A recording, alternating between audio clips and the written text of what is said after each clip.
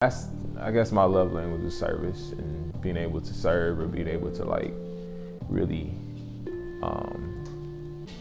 reflect the good feelings and the good positive whatevers that people give to me onto them. You know what I'm saying? Like, I like to regurgitate that shit. Like, hey, you done this for me, so let me show my appreciation, not by just saying thank you, by being thankful through my actions and being able to say like, hey, look, remember that one time X amount of years ago you gave me this? Well, like, look what the fuck I was able to make with that, dude. You know what I'm saying? I've been waiting to get this to you. You know what I'm saying? That's how I got into photography. I wanted to, I was around a lot of cool shit, a lot of cool people doing cool shit. And I was like, I don't know if they realize how cool they look. But I know everywhere I go, I take these cool ass experiences with these cool ass people with me. So like, it would just, I felt like it would behoove me to be able to like say like, hey,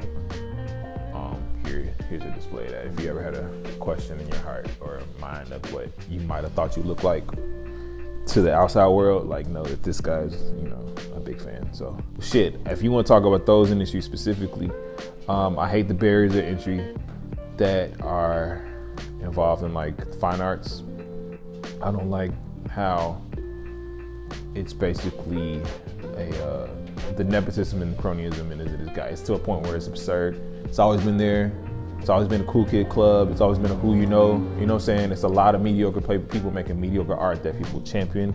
No diss, because it's a subjective thing, and I know things affect people differently. But as an artist that's not afraid to call himself an artist, it's a lot of that shit's cap.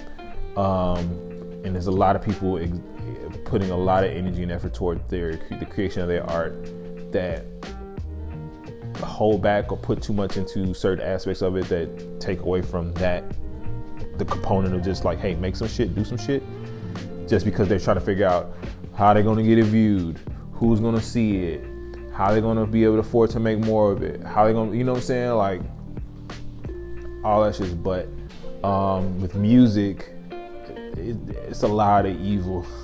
It's rooted in a lot of evil. It's like, it's a lot of evil people making money off of people singing in cans. And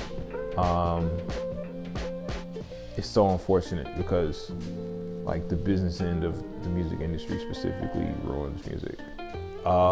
Human beings are very communal things. Like, we're communal beings. Like, we don't need each other, but we need each other.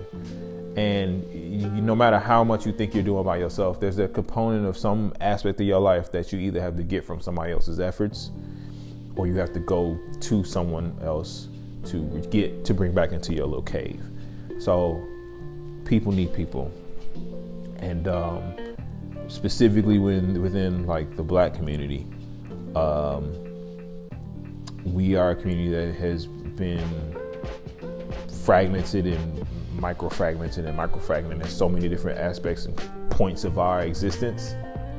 And I guess I'm not even, in this particular instance, I'm speaking about Black Americans, but I'm pretty sure this can be applied to the darker community of all places within the world. We've been scattered across and like broken up so much that we need to take the time and really figure out where we coagulate, so like we can start to create our own thing, because it's within that fragmentation that makes us easier to like spread out and, you know what I'm saying, like confuse and scatter and disenfranchised. Like, you can't, you know what I mean? It's like chopping out a tree. You can snap a twig, you can't snap a log. You know what I'm saying? Like, we need to log up. You know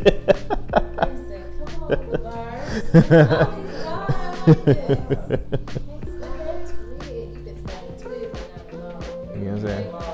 You know what I mean? You gotta chop that motherfucker, you know what I'm saying? So